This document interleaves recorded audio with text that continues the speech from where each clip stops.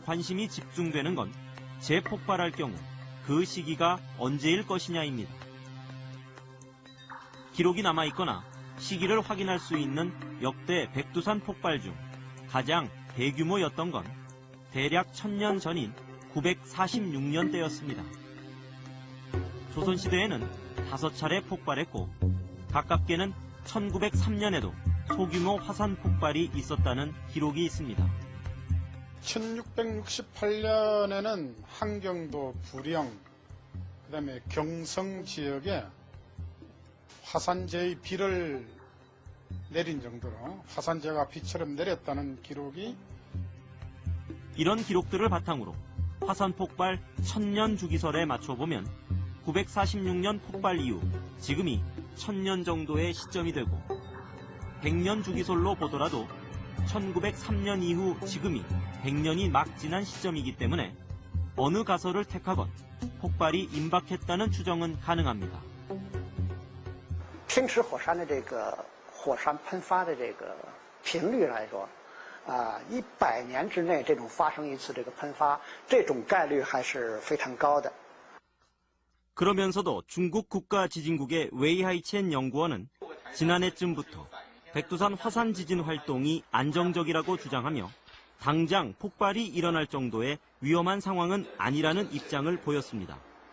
하지만 과학적 자료와 주기설 등을 종합적으로 고려했을 때 적은 규모의 폭발까지 포함한다면 100년 안에 재폭발이 발생할 확률은 최대 80%에 이른다고 예상했습니다.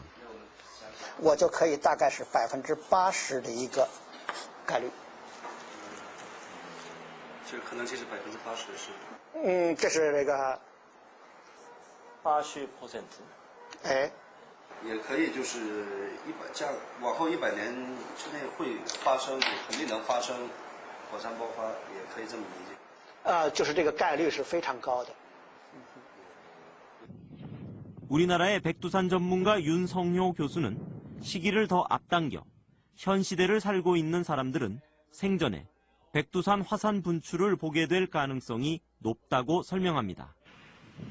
우리가 살아있는 동안에 백두산 화산이 분화할 가능성이 충분히 있습니다.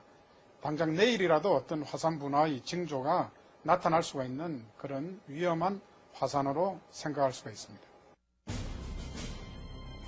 북한의 핵실험이 백두산 지하에 응축된 마그마를 자극해 폭발 시기를 앞당길 수 있다는 주장도 있습니다. 실제로 지난 2006년 10월 러시아 위성 사진에 백두산의 온도가 급상승한 것이 포착돼 러시아 당국이 긴장하기도 했었는데 그 시점은 북한이 핵실험을 한 지 열흘 뒤였습니다. 그렇다면 백두산이 재폭발할 경우 그 피해는 어느 정도일까? 과거의 기록을 보면 피해 규모가 상상을 초월할 만큼 위력적인 때도 있었습니다. 지금으로부터 대략 1000년 전인 지난 946년 대폭발인데 당시 폭발 때 분출된 화산재의 양은 남한 전체에 해당하는 넓이를 1.2m 두께로 덮을 수 있을 만큼의 어마어마한 양이었던 것으로 추정되고 있습니다. 백두산 천지를 지금의 모습으로 만든 것, 천지의 누런색 봉우리, 협곡 속의 기묘한 돌기둥들, 모두 대략 1000년 전쯤인 946년 대폭발이 남긴 것들입니다. 일부 학자들은 당시 화산 폭발 지수가 7.4로 전 세계적으로 기록에 남아있는 화산 폭발 중에서 최대 규모로 보고 있습니다. 화산 폭발 지수가 약 7.4 정도가 됩니다. 이 7.4의 화산 폭발 지수는 인류 역사상 인류가 어떤 문자로 화산 분화의 기록을 남길 수 있는 그 시간 내에서는 최대의 화산 폭발 사건이 되겠습니다. 물론 학자들은 백두산이 대폭발을 일으킬 수 있는 잠재력이 있다는 점은 인정하지만 대폭발이 재발할 가능성은 매우 낮게 보고 있습니다. 하지만 전문가들은 폭발 규모가 적을지라도 지금의 아이슬란드 화산 폭발 정도의 화산재 피해는 발생할 수 있다는 점을 우려하고 있습니다. 20억 톤의 물하고 만약에 백두산에서 올라오는 마그마가 만나게 되면은 최소한 소규모의 화산 분화가 발생한다 하더라도 아이슬란드에서 발생한 것보다는 비슷하거나 조금 큰 규모의 화산재를 뿜어낼 가능성이 있겠습니다. 또 하나 궁금한 것은 과연 재폭발할 경우 어느 지역이 피해를 볼 수 있느냐입니다. 물론 규모가 적을 경우 백두산 인접 지역에 약간의 피해만 주고 끝날 것입니다. 하지만 규모가 일정 수준 이상일 경우 서풍을 타고 화산재가 퍼질 수 있어서 러시아 블라디보스톡과 일본 홋카이도에까지도 피해가 미칠 수 있다고 전문가들은 분석합니다. 이렇게 일정 수준 이상의 화산이 폭발하면 우리나라 정치, 경제, 사회적으로 큰 파장은 불가피할 것으로 보입니다.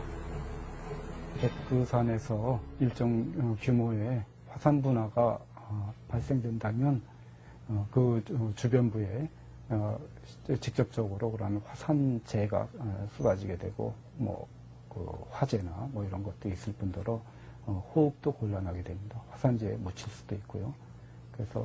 그리고 이제 그 주변에 그러한 전기라든지 철도라든지 도로라든지 이런 기관 시설들이 거의 그 무용지물이 될 수 있습니다. 그리고 북한 주민들이 그 일대 주민들이 결국은 그 일대에서 살 수가 없겠죠. 그 가능성이 높진 않지만 대폭발이 발생하거나 유문암이란 특정 성분의 마그마층이 분출할 경우 피해 범위 지역엔 상당 기간 여름이 사라지는 대재앙이 닥칠 수도 있다고 합니다. 화산재의 기둥을 상층으로 성층권으로 뿜어낼 것이고 그것들이 대기 상층에 올라가서 태양 복사를 차단하게 되면은 그 다음에 여름에는 아마 여름이 없을 것으로 판단할 수가 있고 대규모 폭발이 일어날 경우 우리나라에 심대한 영향을 끼칠 수 있는 백두산 화산. 지금 이건 상당히 급박한 문제 중에 하나인데요. 이게 과연 얼마만큼 임박했느냐를 먼저 판단하는 게 중요한 문제입니다. 어떠한 인류의 노력으로도 화산 폭발을 막을 수는 없습니다.